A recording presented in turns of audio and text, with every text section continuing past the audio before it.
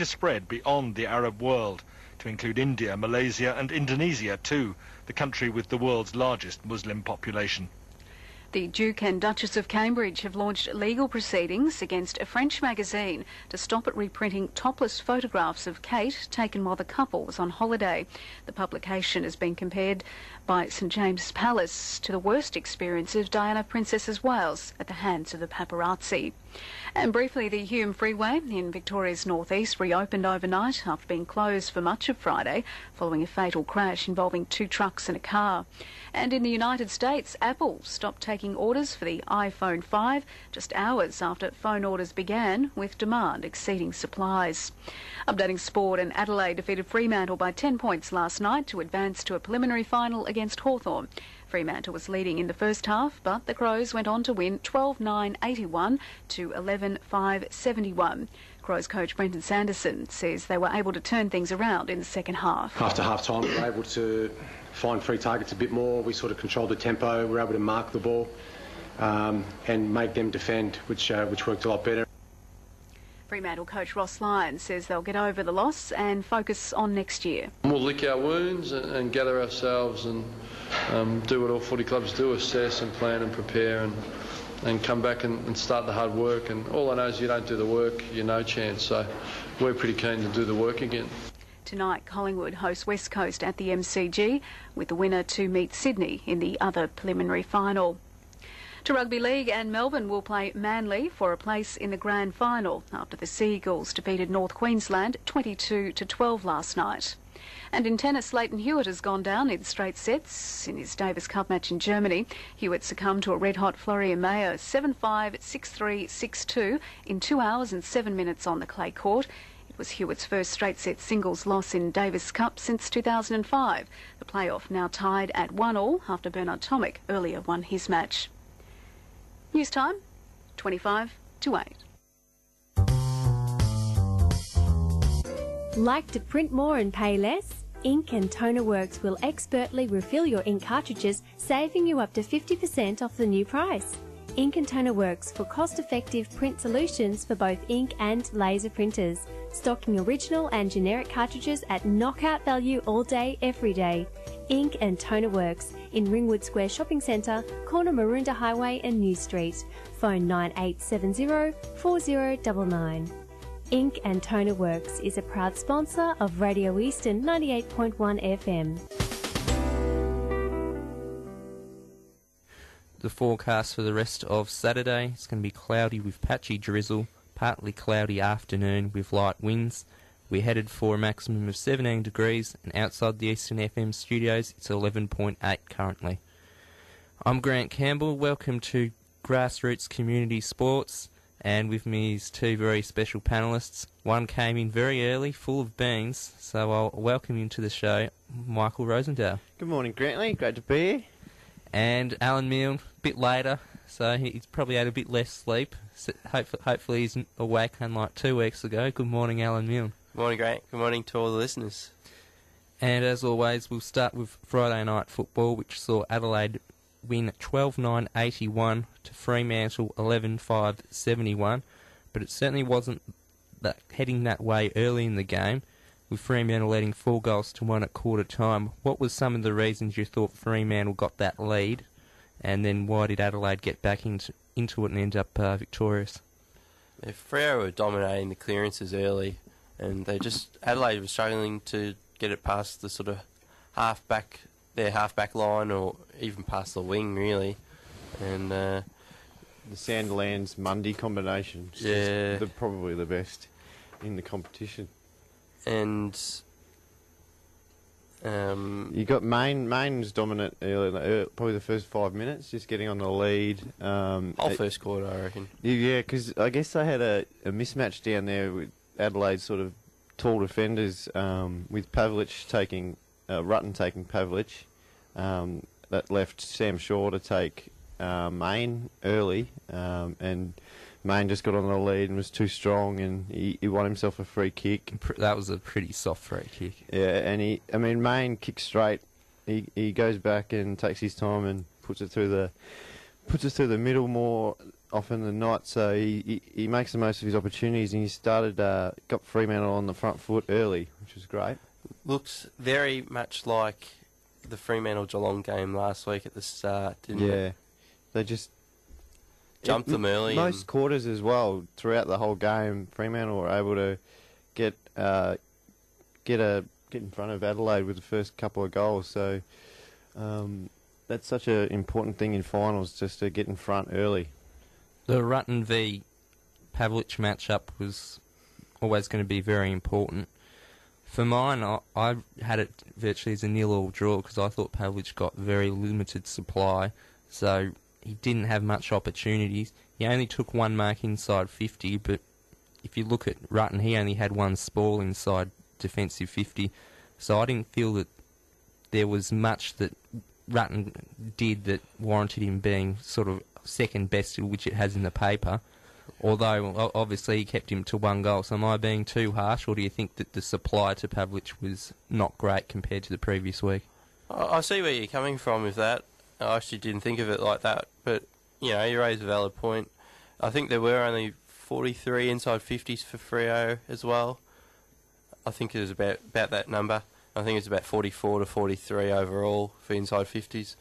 I still think in the one-on-one contest, Rutten was dominant, really, and to shut out Pav, a match winner, it's got to put you up there at the very least, and surely Pavlich maybe a run on in the midfield at some point, because he just didn't look like it. I know Lyons reluctant to move away from his game plan, and I think he's been injured as well, obviously, in the last month, and we don't know how fully fit he's been, but yeah, you're right.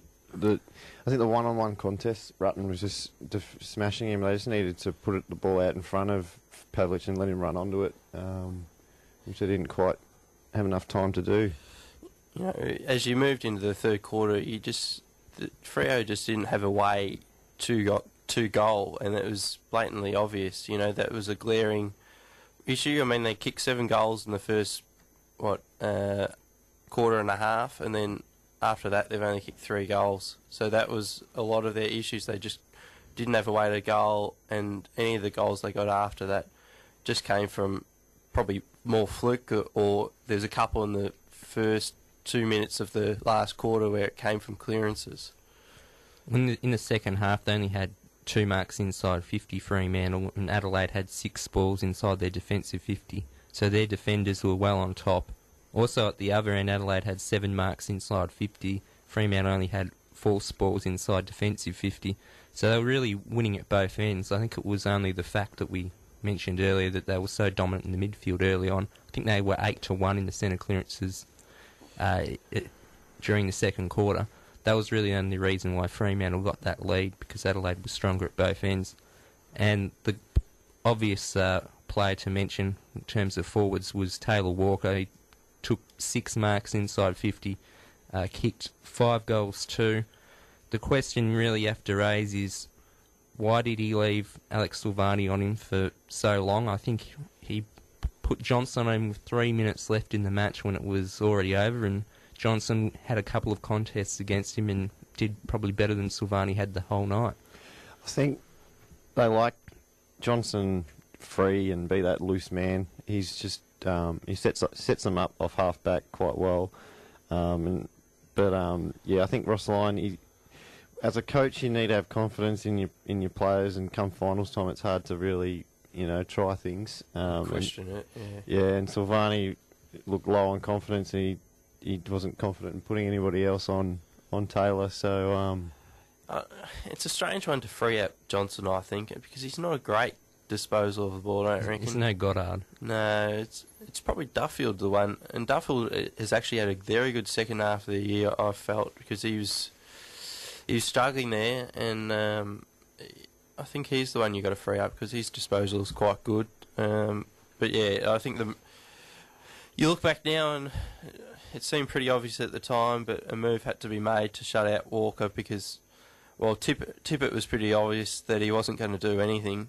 He's struggling. He's already thinking about next year. Am I going to Brisbane or am I going to the Gold Coast, I reckon.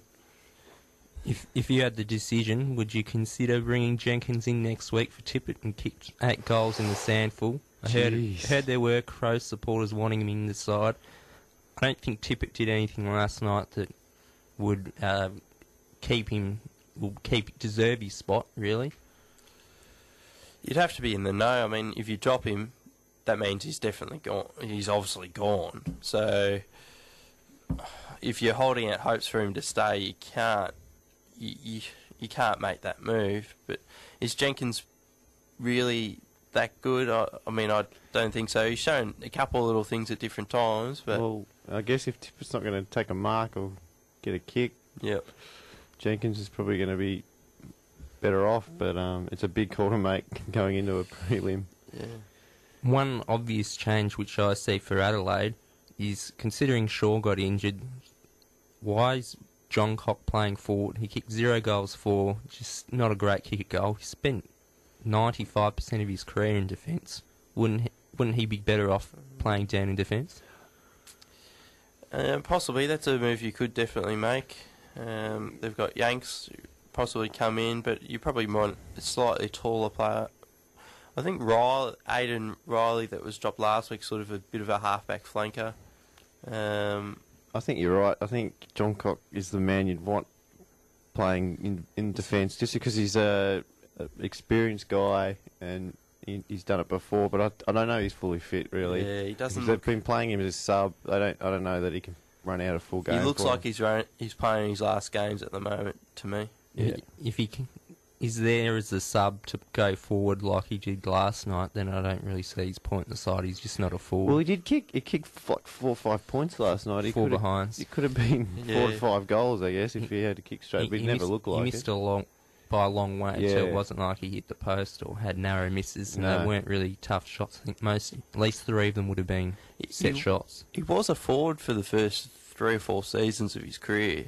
You have to remember that. So I wouldn't say 95% of his career. I don't remember that far No, back. I know you don't. You're a bit young.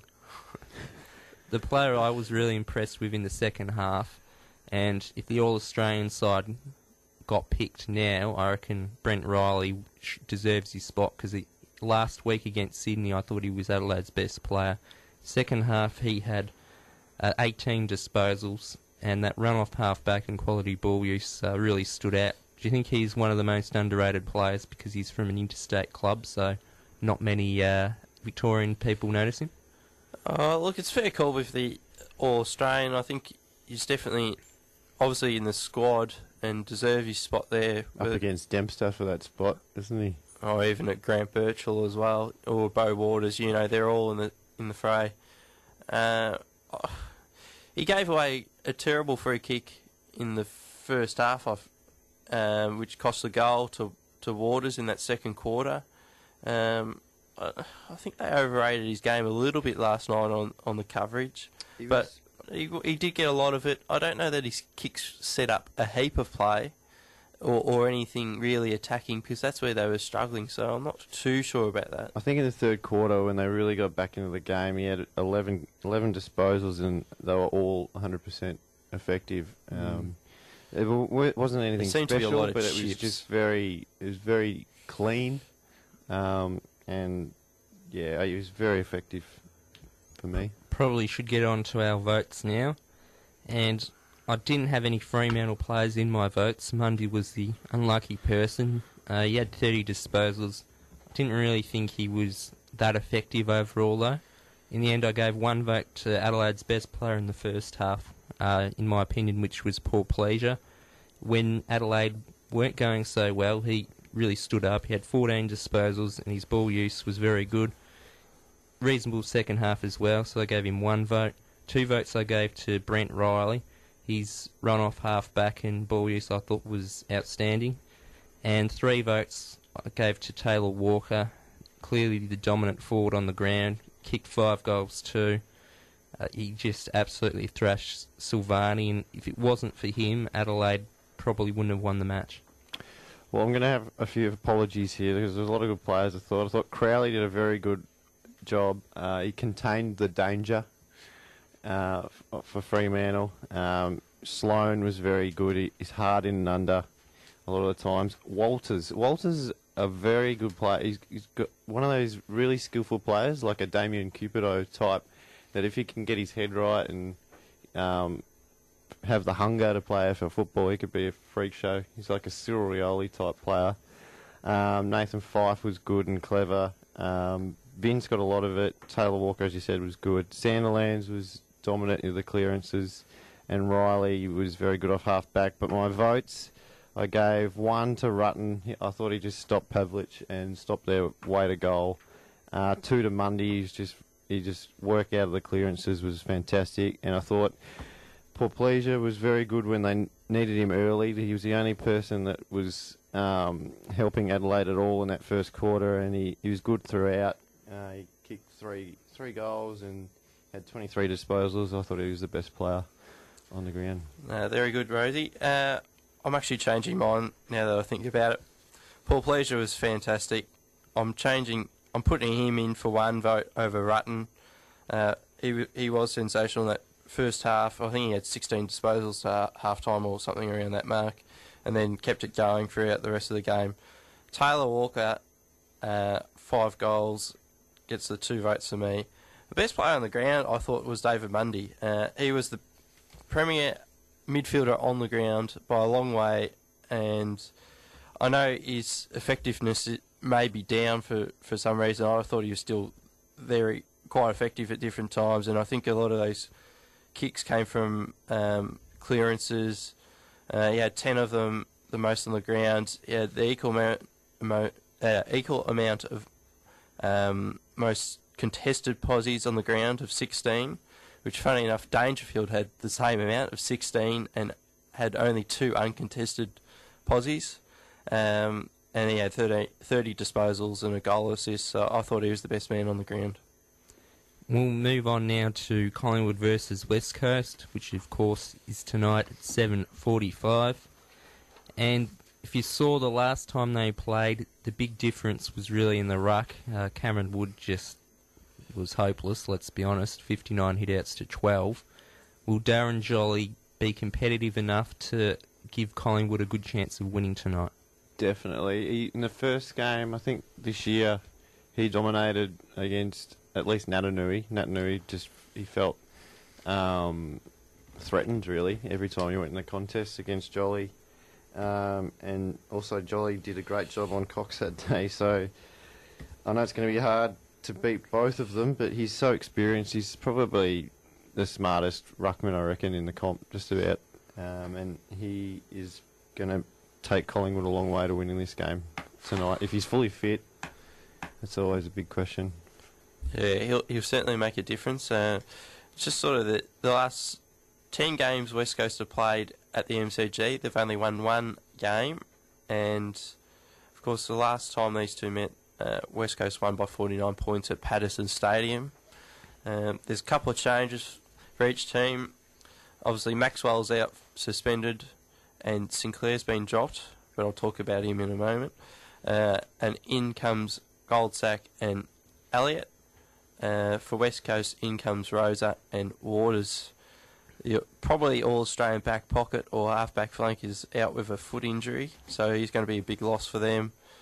I will come to Sinclair now.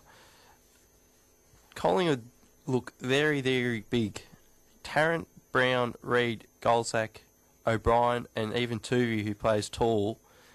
Are we predicting, or I'm going to predict this, there will be a late change and someone will go out and Sinclair will come back in? It's a fair call. I remember last week on the show someone had an excellent suggestion that Walsh should be a laid out for Morton, and that happens, so might be on the money there. It's a fair call, but I mean West Coast are very, very tall up forward and throughout the ground, I guess. So Brown's the one. I think he got subbed last week, and he seems to get subbed. There wasn't a matchup really for him last week, and you bring in Goldsack. I mean, I just think Brown won't play. He's a Prestigia Como type player, isn't he? You've got to be a matchup. He's not a... Well, he was all the rage in his first couple of seasons. Obviously, he did a knee, which really is probably sending him backwards, which, is certainly understandable. but he hasn't quite got back to that form of a couple of years ago. One of the other key matchups will be Travis Cloke against Darren Glass. Now, Cloke's been in very good form for the previous 2 weeks, but Glass is arguably the best stopper in the business. How do you see that battle going? You sure Glass will go to Cloke? I think he definitely will. Yeah. He's got to go to the number 1 guy. He's the number 1 defender. Mackenzie, I reckon, has often been taking the number 1 at different times, and it depends whether Cloke pushes up the ground or not. I guess that depends a bit on Dawes to some extent. That's a fantastic matchup, though. But yeah, Cloke can obviously win that. He they get it along to him in a one-on-one contest. He can beat anyone. Heath Shaw, we saw against Hawthorn, he got tagged out of the game and then spent time up forward. If West Coast tag him, what do you think that Collingwood should do to get that run off half back, because that's pretty important to their side? He's listed here as half forward. He has been for a number of weeks. He's been listed forward, but he's sort of... Last week he played sort of on the wing and drifted forward in patches. I don't know that they'll play him back. Have to play him back. I've got him down as a match winner. In my listening, he's a sensational player. They need him with the ball. They just got to find a way to get him free. He's a great one-on-one defender, underrated one-on-one defender, but they just need to get him with the ball, get him running it through the half-back line and even through the wing. Just got to get him with the ball. Is there any other players that we haven't mentioned that you think will be important tonight? I'll give you one for each side. I think Shannon Hearn, particularly with Beau Waters out, his ball use out of defence, very important. He's arguably the best kick in the AFL out of defence, so I think he needs to have a good game. And for Collingwood, someone who's been decent this season but not quite as good as 2011, Scott Pendlebury. You really need him to have a big game, certainly return to that efficiency he had in previous years. Yeah, I think you're right with Pendlebury. He's going to be the match winner for Collingwood if they win. Daniel Kerr is the one for me. Collingwood don't really do a hard tag, and Kerr week in week out gets a hard tag from most opposition clubs, and he's done well against Collingwood in the past. He's a guy that could rip this game apart tonight. That's the one I had written down, Michael. Very good. Game breaker. Yeah, and Gaff's another one, but Kerr's the one. Kerr and I think hit the nail on the head with Pendlebury as well. We'll finish with our tips. I'm actually going to go for the West Coast tonight. I think Collingwood this year, they just don't have the same intensity that they had in previous years. In finals, you really need that, so I don't think they'll put enough pressure on West Coast, and West Coast will dominate in the ruck. So I'll tip them by about 15 points. I think for Collingwood, it's the John McCarthy factor, whether it goes one way or the other with them, how they're gonna go with it. But I think they'll get over the line, and it'll be quite an emotional win for them. I don't want to play down. It was obviously awful news during the week, but I don't think that will play a factor, unfortunately. They've got to probably win for themselves. It's a chance to play in a preliminary final. I've got Collingwood down as winning. West Coast just can't win in Melbourne, I don't think, and just haven't proven to. All right, then we'll head to our first ad break, and then we'll be back with VFL, cycling, basketball, and more. Do you have difficulty hearing in noisy background situations? Blamey and Saunders Hearing sell the latest technology hearing aids at affordable prices. The sound is natural and clear. Bionic ear technology is a Melbourne invention and is now available in hearing aids. It has been proven in successful clinical trials. Find us on Google or phone us at our East Melbourne clinic on 9008 6371. Blamey and Saunders are a proud sponsor of Radio Eastern FM.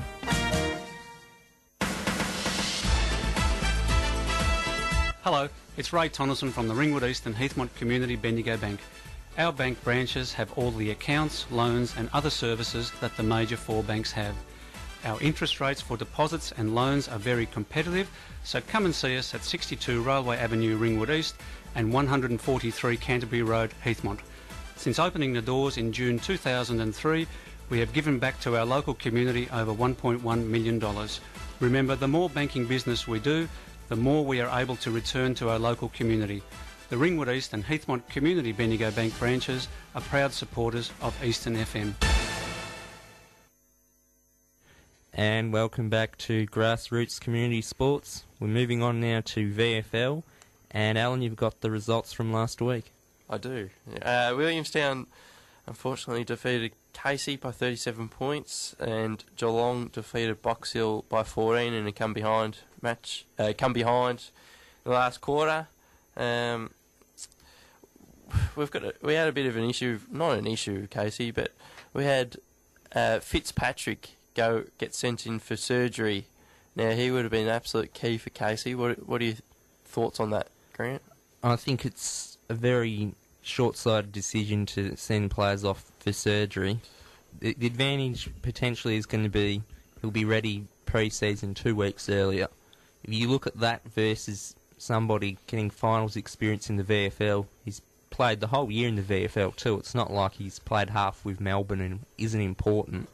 By making him go off to surgery and guys like Spencer, and there were a few others, they virtually decimated Casey's team, meant that they had a lot of VFL reserve players that had only played 2 or 3 games in the seniors for the entire year, and they were really never going to win. So I thought it was a very strange decision by Melbourne.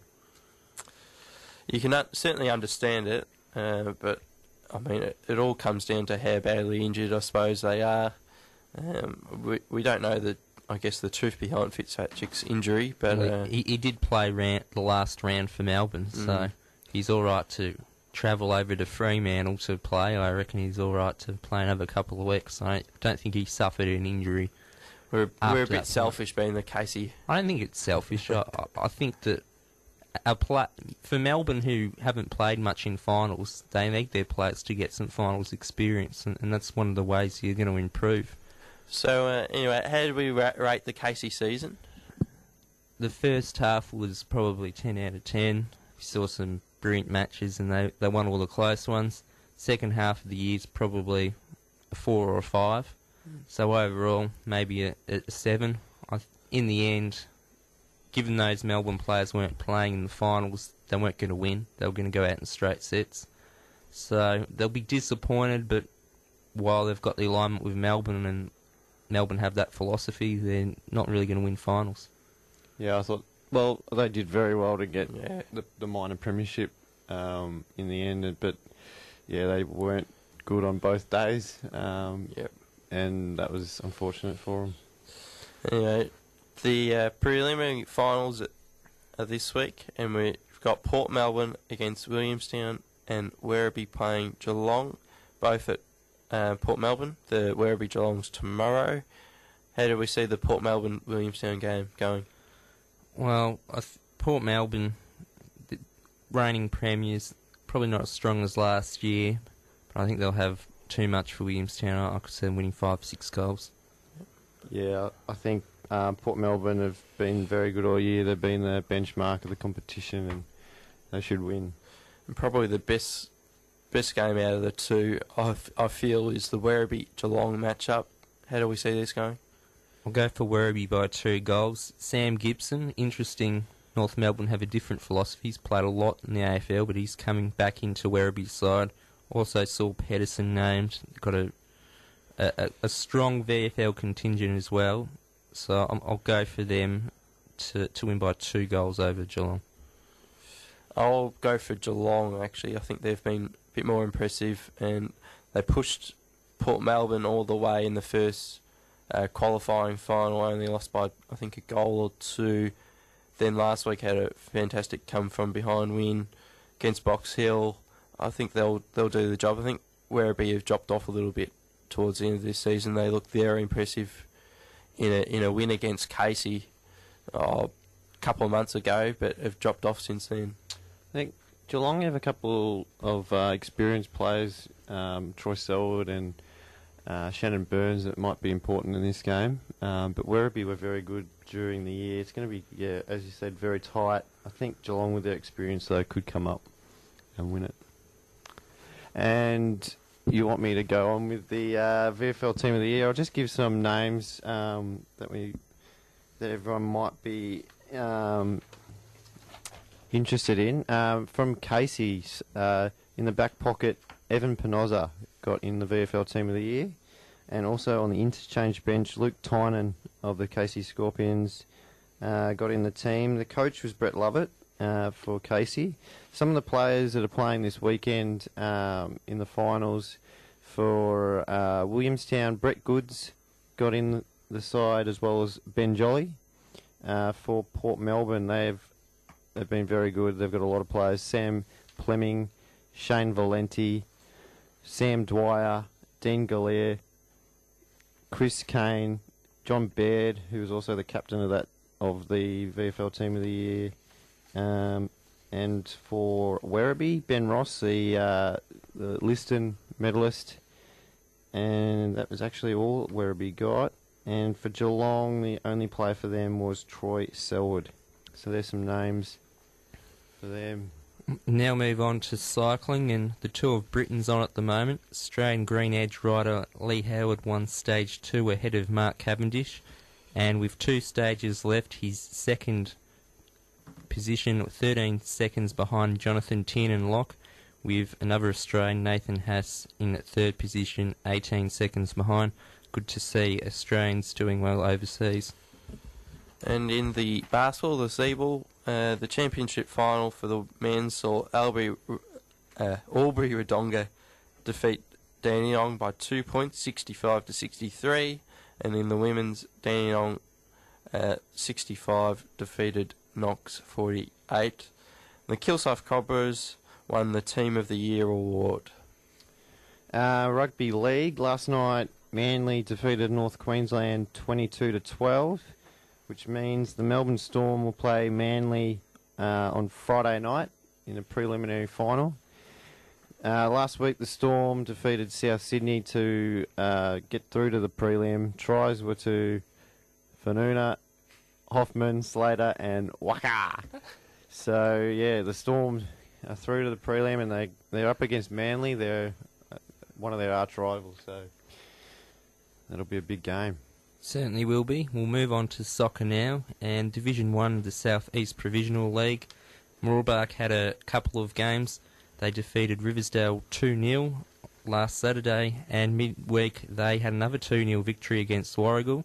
So I think they've played 4 games in the last fortnight and won them all, certainly turning their season around.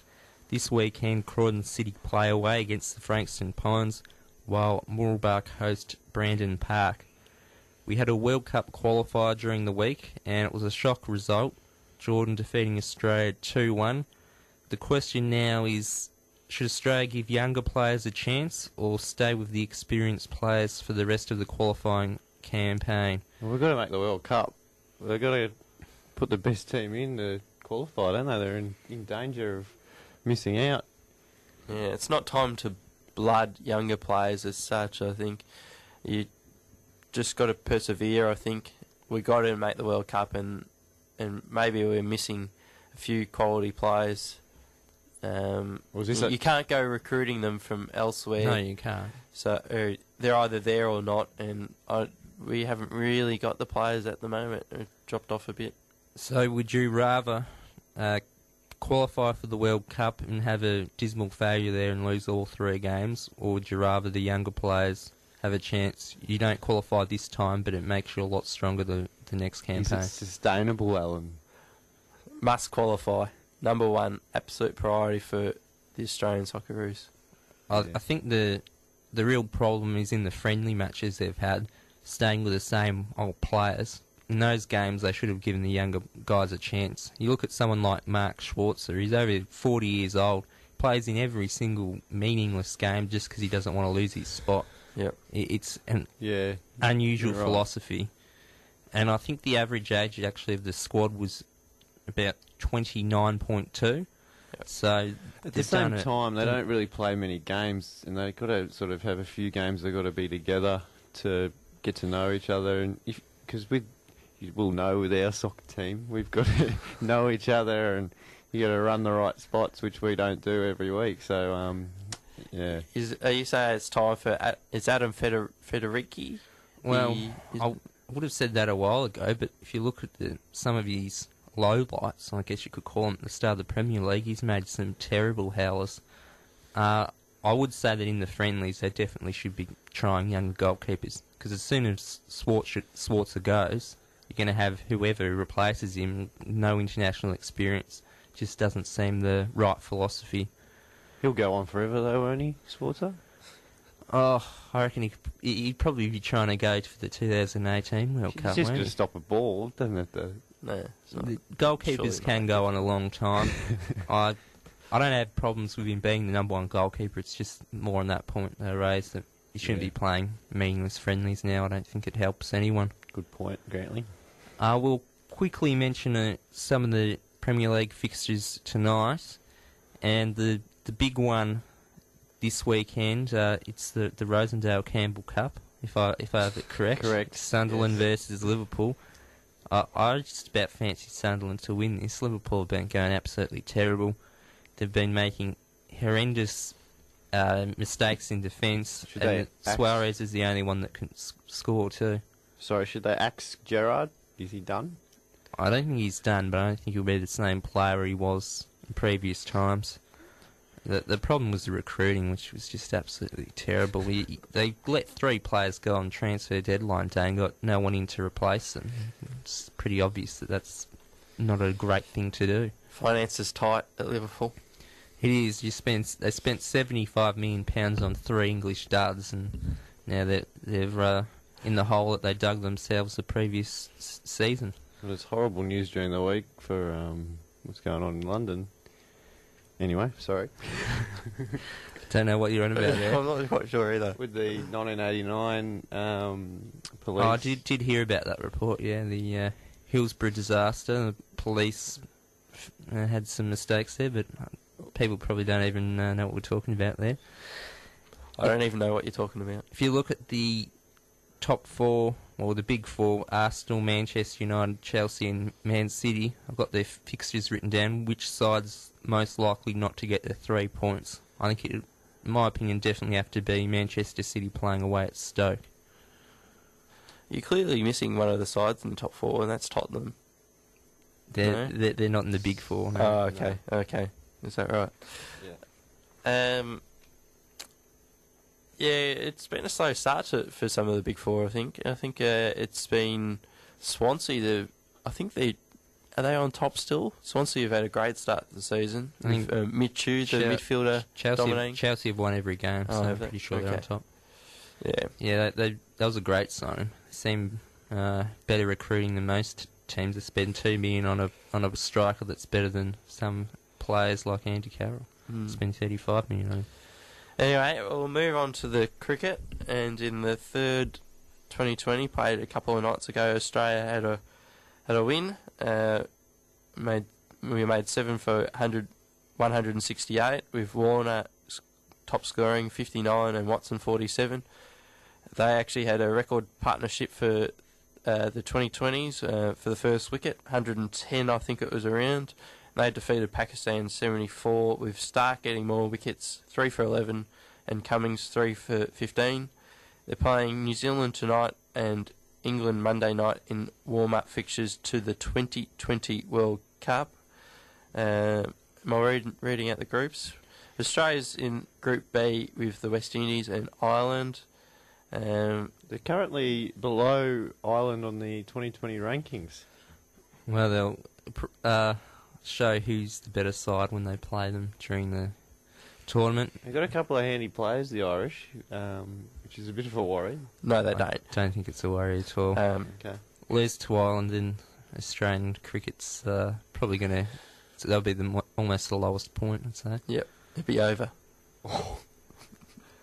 That's probably a tad overstatement. Which we'll give our tips for the semi-finals first. Who do we think going to make it through?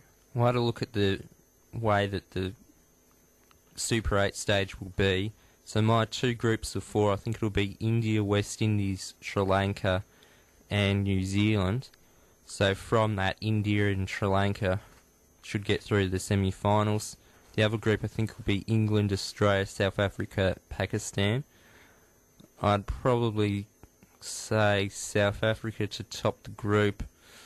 And it'll probably come down to the Australia versus Pakistan match. If Australia can get Jamshed out early, then I reckon that they'll be right.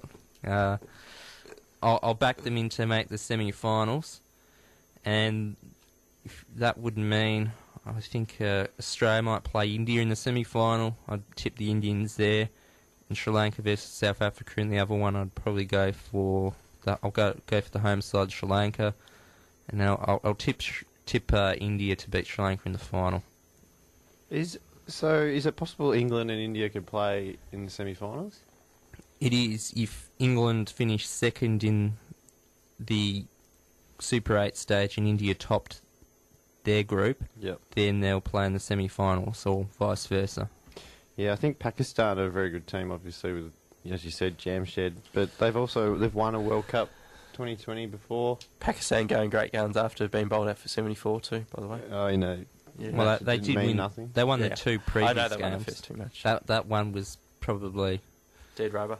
Well, yeah, and also with their history question marks, maybe. And South Africa, obviously, the benchmark with India and England. I think they're the top 4 that should go through for mine. And who's your tip to win? South Africa. How about you, Alan? Don't overly care about the 2020s, to be honest.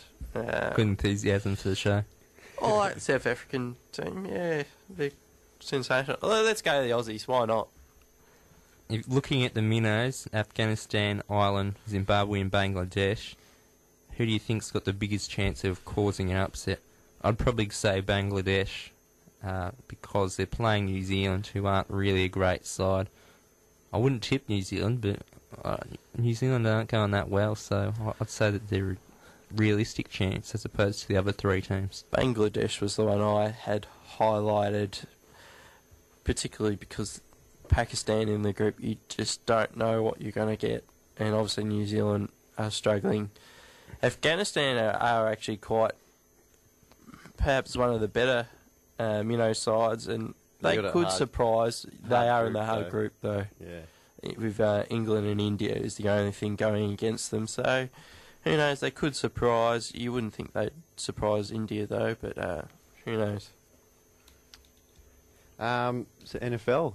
Oh wow, this is exciting. Oh, this is his chance. This is the only chance he gets. So now that AFL Dream Team's obviously over, I've got into the NFL Dream Team over in America, which is very exciting. I had a look to see if there's any Australian players. I think the only Australian players in the NFL are Ben Graham and Sav Rocker. They're both Matt McBride would still be there, wouldn't he? There's a few players that are free agents. They're not actually in teams at the moment, so I think he's a free agent at the minute. So Ben Graham of the Detroit Lions and Sav Rocker of the Washington Redskins. We had a game on Friday morning, Thursday night their time, where the Green Bay Packers were playing the Chicago Bears, and Aaron Rodgers didn't have a great game as quarterback, but they still managed to beat the Chicago Bears. Alan actually offered you a trade at the start of the year for Eli Manning. I wanted him. He was the Super Bowl quarterback. I wanted him bad, but my quarterback wasn't really of interest of you in Matt Ryan of the Atlanta Hawks, and ended up I smashed you in the end. So was that disappointing for you? Keep going, Michael. I'm not really interested at the moment. You've made me sign up for this league, and I'm not very interested whatsoever. I've signed in once, which just shouldn't have happened, and it won't happen again. Yeah. Anyway, for people who are interested, probably the couple of the Cowboys, the Dallas Cowboys, and the New York Giants are the teams to beat at the start of the year. Green Bay Packers as well are one of the top teams, so that's that run. Who's your tip for the Super Bowl? Super Bowl. Well, it's funny, the Super Bowl, the Green Bay Packers last year, they won 15. I think they lost 1, something to that extent. And then they didn't even make the Super Bowl. It's like within the AFL, if you finish top, you pretty much, it's hard to miss out in the grand final the way that the finals are structured. So it's sort of it's a bit of a roll of the dice come the playoffs. But I think the Green Bay Packers are a very good team, and if they won 15 games out of 17 last year, they're a very good chance. And in tennis, the David Cup started last night, Australia versus Germany, and currently it's 1-1.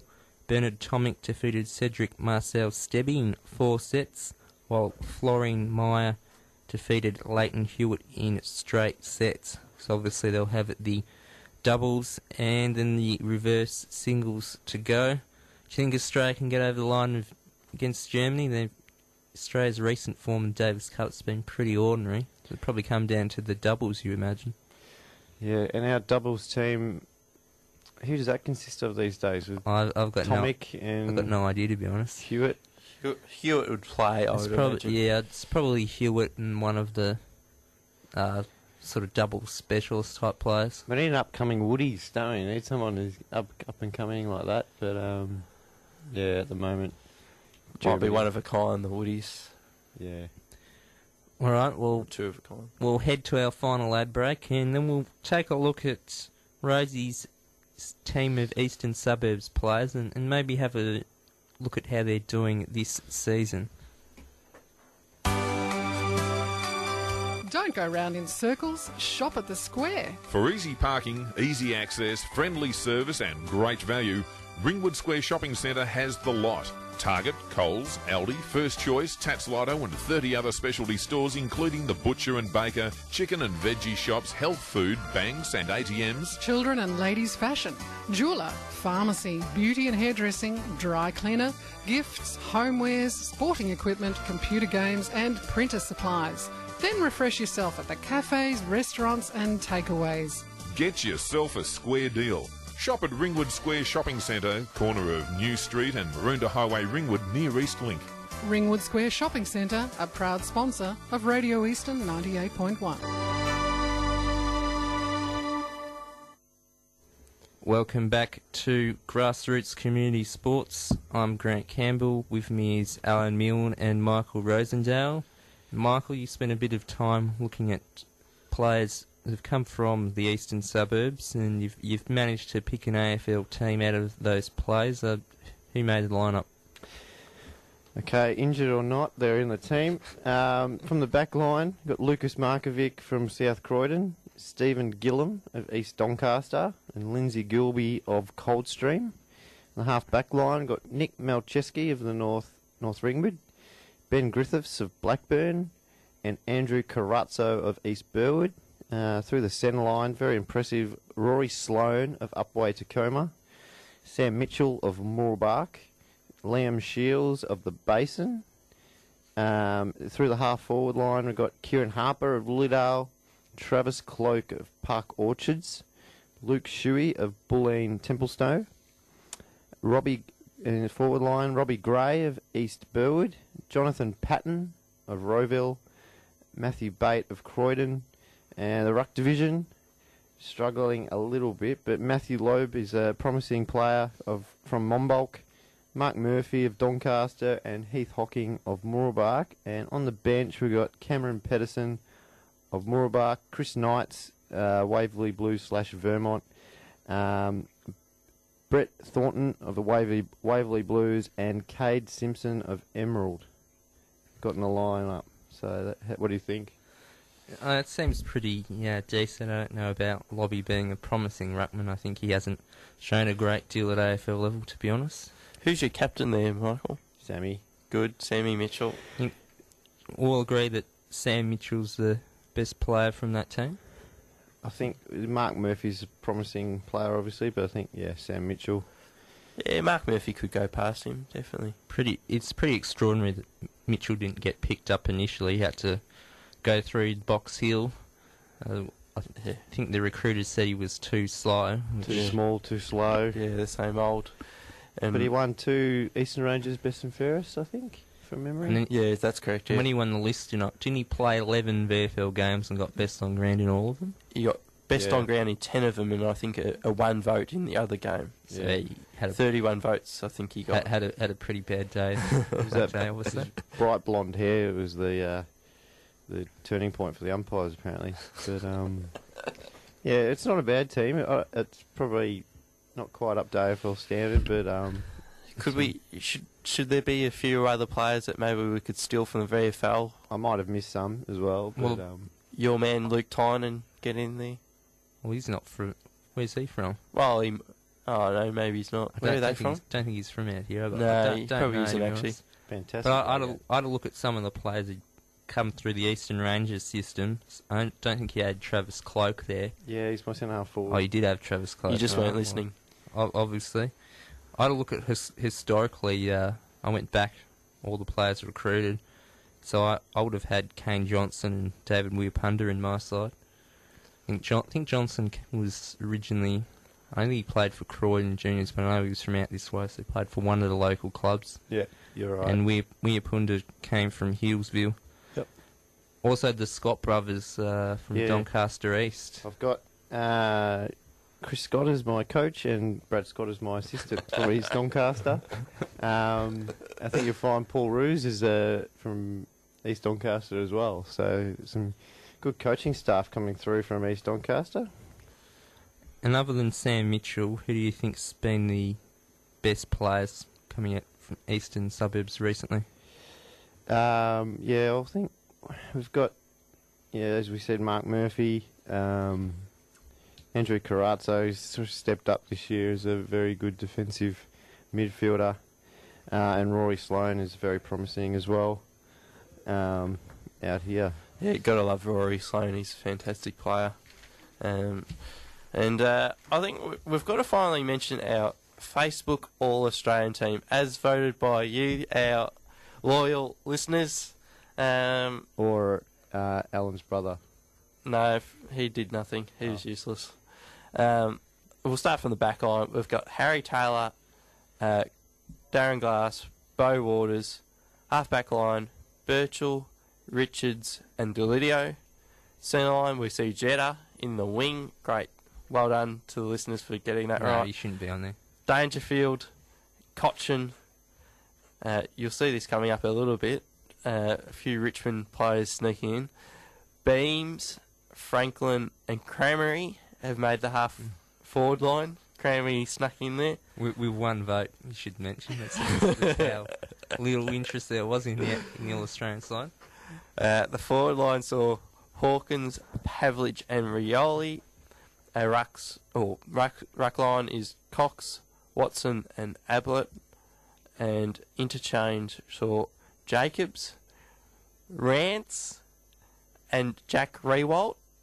And Josh Kennedy got in there too. So 2 Richmond blokes probably you wouldn't have in your All-Australian team managed to get in. A few of our listeners are Richmond supporters, fair to say. Thanks to our listener for that side.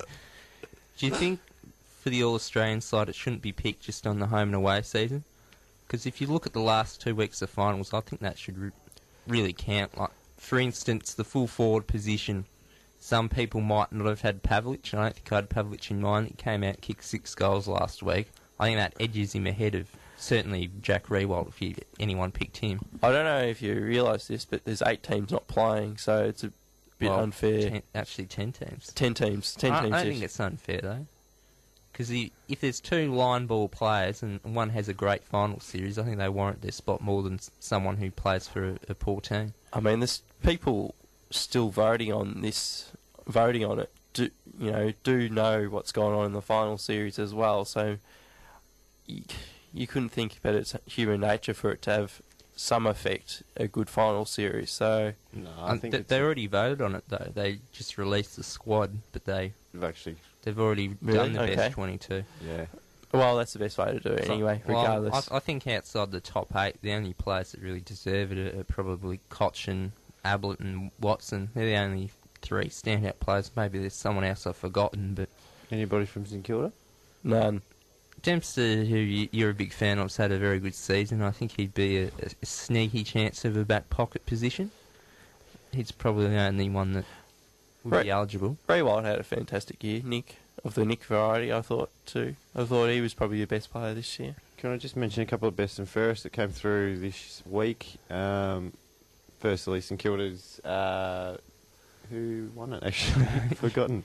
Lenny Hayes won that. Of course. And How could you forget him? Lee Montagna came second, which was interesting, Gee. and Dempster third. But for Melbourne, Nathan Jones won the best and fairest. No surprise there. Tom McDonald came third in that, and Geordie McKenzie fourth. I mean, and actually Grimes came second, which was good to see. One of your co-captains, but Jack Turangovi, you got to ask questions. He finished eighth in that, behind a couple of those other players. He played every game, I think, as well. He looked injured, but our sources told us that he was right, so it's a bit of a worry. He had a terrible year, really. Yeah. How did Montagna come second for St Kilda? Every game I saw him play, he was very average. He had some defensive roles on some key midfielders during the year. I was very surprised to see him come second, though, for sure. I thought he didn't have a great year, but that's what best and fairest show, what the coaches want from you. Any of those young players from St Kilda? No, that was a bit of a worry for St Kilda. No one from the youth group got up in the best and fairest count. What are we? Any trade talk for St Kilda or anyone else? Brendan's probably gone. Is that what you're saying, Alan? I'm asking you. You're in the know. They should have traded him last year. He's given life membership, and he didn't really tell much of his future, so that's not a good sign. Doesn't that usually come after playing 200 games or 150 at the club, automatically, regardless? I'm not sure of the rules. They're probably different at every club, but something like that, I'd imagine, yeah. So they're trying to hold on to him, you think? Or like well, obviously like to play, but yeah. How much would you offer him? Because he'll get offers, and I think it'll come down to whether St Kilda wants to spend that money on him. I'd like to offer him a bit more than what St Kilda are. Well, what's your figure? You're in charge there. 400 over 4. 400 over 4. 400. You're not going to sign him offering that kind of money. No. Anyway, that ends the hour. Thank you very much to Michael Rosendale and Alan Milne. Up next is the AFL Hour with Rod Paisley.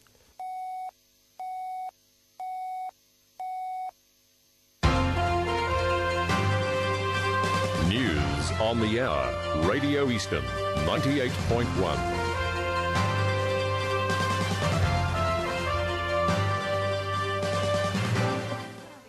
Top of 18, it's 8 o'clock. Good morning, I'm Gal Watson.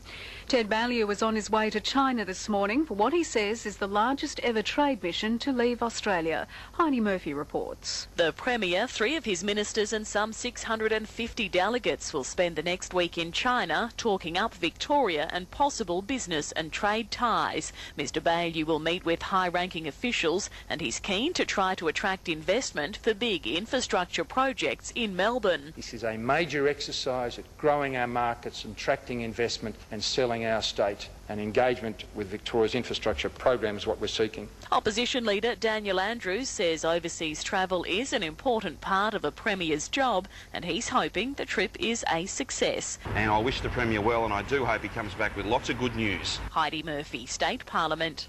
A pedestrian has died in hospital after being struck by a car at Williams Landing in Melbourne's southwest. Emergency services were called to Palmer's Road just before 9 last night. Investigators have been told the 33-year-old local man had been walking with a friend on the side of the road when he was struck